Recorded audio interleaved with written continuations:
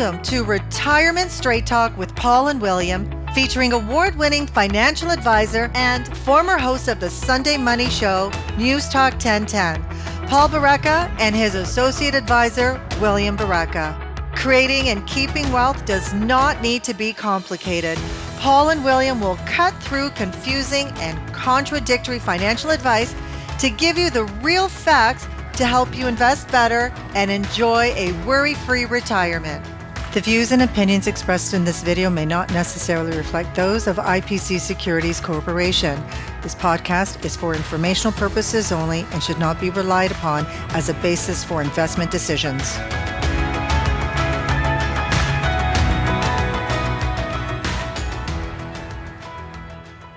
And welcome everyone to the 23rd edition of Retirement Straight Talk with Paul and William. I'm Paul, and the good-looking fellow beside me is William. And we're here to talk about things that hopefully you are very relevant to you with your finances, your investments, and so forth. How you doing today, William? I'm awesome, Paul. How are you doing? Oh, I never complain, never complain. So we want to talk today about a number of different things that I think people, maybe they kind of know, maybe they don't, but they don't often think about when they're talking about investing their money and markets and so forth. So I think the first one we might want to chat about is, we're going to talk about 5 ideas. We've broken up into 5 different ideas. Yeah. That maybe some of our listeners haven't quite thought about too much. So the first one might be, well, the market moves, big moves from top to bottom, and they're always obvious in hindsight, aren't they? They're always obvious in hindsight. But when they're happening, they're not. For example, 2008. I hear people now, oh, it was obvious. You could see it coming, but no one caught it. Virtually no one caught it. The most, the best money managers in the world, the most experienced, the pension plan people, they didn't catch it. But always in hindsight, things always tend to be obvious. And what about COVID? March of 2020, right? You remember that, Will? COVID was just starting. It was just the news of all this people. It was all new to everyone. The government was starting to shut down. Everything around the world was just starting to shut down in mid to late March of 2020. And where do you think everyone thought the market was going to go from there? What do you think? Definitely almost, I know I did. I thought it was going to keep going down. Yeah, and we go, oh my gosh, is the whole world going to seize up? But on March 23rd of 2020, the time when things were just really starting to look lousy, the market turned on a dime and went up for 2 years. No one expected it. It's just not obvious until you look in hindsight. I mean, people, as humans, we all like certainty in our lives, and we look for it everywhere. Investing definitely included in that. So like you said, people like to look back at different times and say, oh, this trend was obvious because of this, and so on and so forth, and try and extrapolate it into present times. Because again, we want that certainty, we crave it. But the lesson to take is that markets in the short term, they're completely unpredictable. No one predicted these things when they were happening. As much as you like to have hindsight bias, no one predicted it. So don't try and extrapolate it before and think you can spot all these trends. Markets are unpredictable. They don't work that way. Yeah, and you hear on the media, oh, this person predicted this and that, but they don't tell you about the other 19 other predictions that same person made that were completely wrong, completely mistimed. It's like our friend Jim Cramer. Our friend Jim Cramer, yes. So, and by the way, even, do you really think, and this is something investors can ask themselves, do they really think they're going to, if the market goes down, that you're going to nail the bottom, that you're going to be able to know, okay, today is the bottom of the market. Someone's going to tap you on the shoulder and go, time to buy. It doesn't work that way. Doesn't work that way. The next big idea we want to talk about today is that The economy, and might be hard for people to kind of comprehend, but the economy and the stock market, they aren't the same thing. Again, especially in short-term time periods, that they aren't the same thing. We hear, again, from a lot of people we speak to, and like, for example, last year, people would say, oh, I think a recession is coming, because that's what everyone, again, in the media was saying. A recession's coming. I have some money to invest, but I want to keep it on the side because you never know what's going to happen. People are supposedly going to lose jobs. And that may or may not be happening. It doesn't seem like right now that recession is going to come to fruition. But again, who knows? That could change quickly. Well, people have been, the market, the media has been predicting a recession for years. Right. But it hasn't happened yet. Hasn't happened yet. But recession or not, Paul, it doesn't necessarily affect the stock market. Like, for example, last year, the U.S. stock market lost 18%, just over 18%. But the actual economy, if you looked at it, did amazing. It was going ahead crazy. The U.S. economy added 4.5 million jobs last year. I think that's the second strongest year in history on record. But 4.5 million jobs, the stock market dropped 18%. That seems very counterintuitive. And the opposite can be true as well. The economy can do very poorly, but the stock market can do well at the same time. And look at, all you got to do is look at last year, as you say, markets did poorly. The economy did very, very well. See, the main thing is what people don't realize is markets are forward-looking. The markets today are thinking, what's going to happen in 12 months from now? We're going to try and look forward. But the economic numbers are backward-looking. They're saying, well, here's what happened 2 or 3 months ago.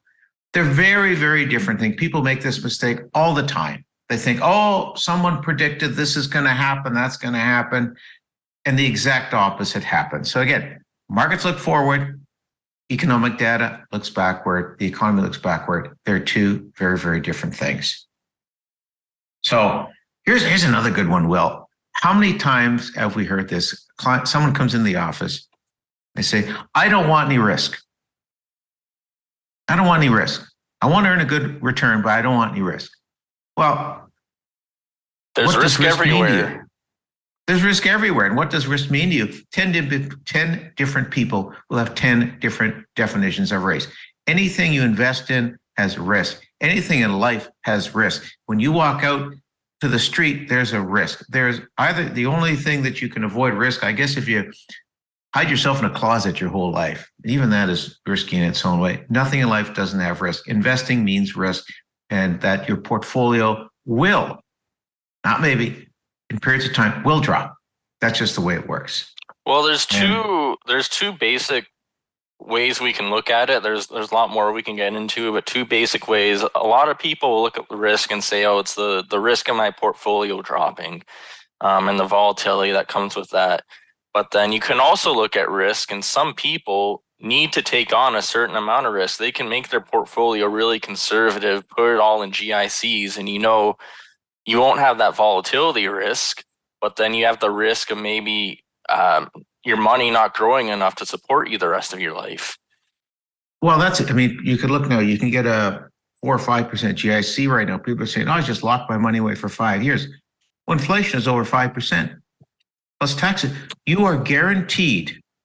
You put your money away at 5%. Now, I'm not saying sometimes it's very good to take advantage of that. But a lot of the times, if you buy that 5-year GIC, you are guaranteeing that you will lose purchasing power after inflation taxes every single year. Guaranteed. That's what I can guarantee. People don't look at it. And it's kind of like the difference, when people look at their portfolio, people, when they come into our office, right, we have them fill out we call it a risk questionnaire. There's difference between what people say and what they do. And it's very clear, by the way, as us as advisors. For example, we have people complete a risk questionnaire, and there's certain questions on there. One of the questions is, okay, how much downside in your portfolio are you comfortable with that you won't panic? And in a balanced portfolio, people say, oh, I'm comfortable with maybe in a worst case scenario, a 20% drop in a single year. They're comfortable with that until it happens. then they're not comfortable with it. And then they want to panic often and change. Now, not everyone, by the way, but this is not uncommon. People say one thing, saying, I'm willing to expect this until it happens, and then they're not willing to go for it. We've had a few clients, against our advice, panic in these situations, and it's cost them dearly in both situations. So, another question is, well, I think we asked them, if prices go down significantly, will you put more money in, assuming you have more money? And what do a lot of people say? Yeah. They say, yeah, well, prices go down, I'll buy more.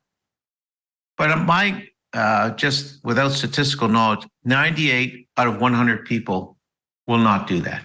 Yeah. They and that's will why not do there's a big problem with these risk profiles, Paul. The advisors are mandated to use them, but they're severely flawed. So that's why you don't just base investment decisions just based off of a questionnaire, a couple questions. It's a more thoughtful process than that. Yeah, and actually that's one of the reasons where a good advisor is there to help guide you along in those very panicky and emotional times. And your portfolio goes down 10, 15%. You're not happy. You get emotional. It's normal. We're all guilty of it. What's the last idea we want to talk about today? Well, a lot of times people question us and they go, well, this investment isn't working very well right now. But that doesn't mean it's a bad investment, does it? Investments do not work all the time.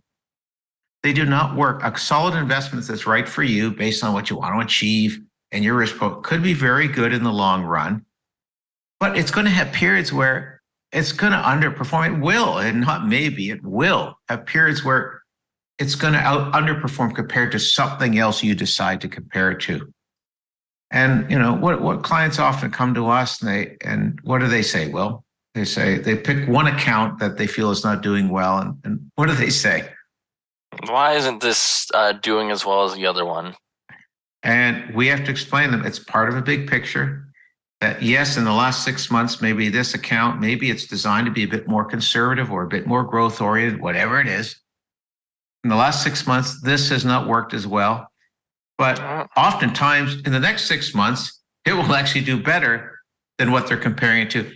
That's what investing is all about. I mean, sorry, Paul, we're big fans of diversification. And there's a quote I read once. I forget exactly where it's from, so I'm sorry whoever I'm stealing this from, but it's and I'm going to paraphrase it.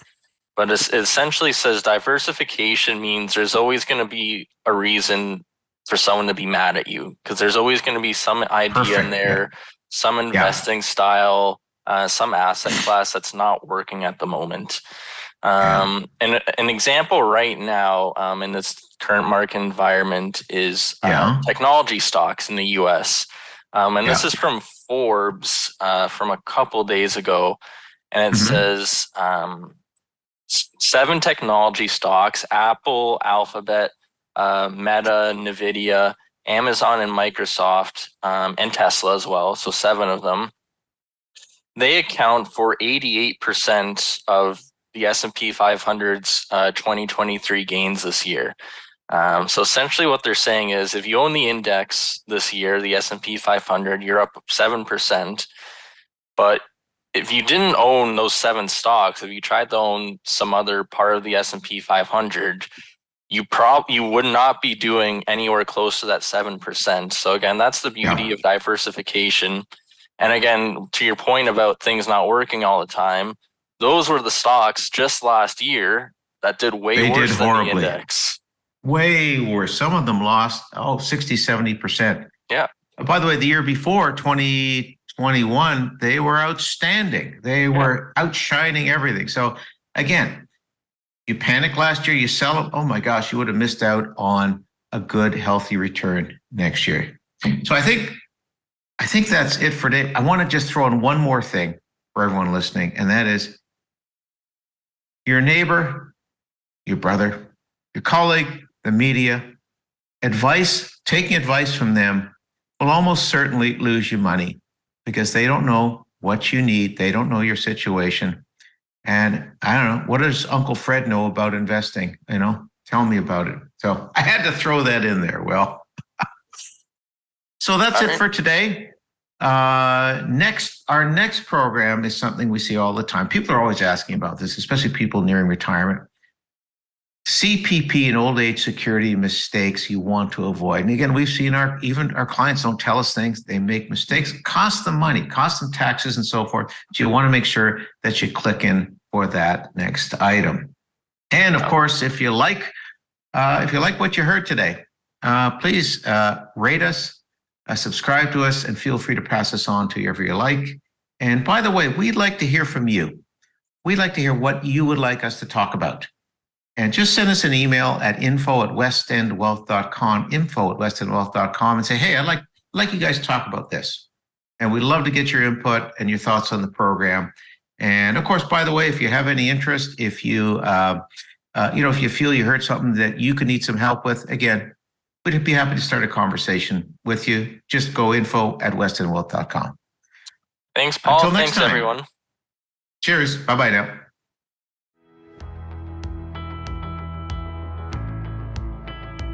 This podcast was brought to you by West End Wealth Planning, an award-winning wealth planning practice catering to small and medium-sized business owners and to those looking to create a worry-free retirement for themselves and their families.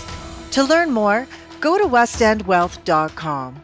Don't forget to rate this podcast and subscribe to Retirement Straight Talk with Paul and William by going to Apple Podcasts, Spotify, or wherever you find your podcasts.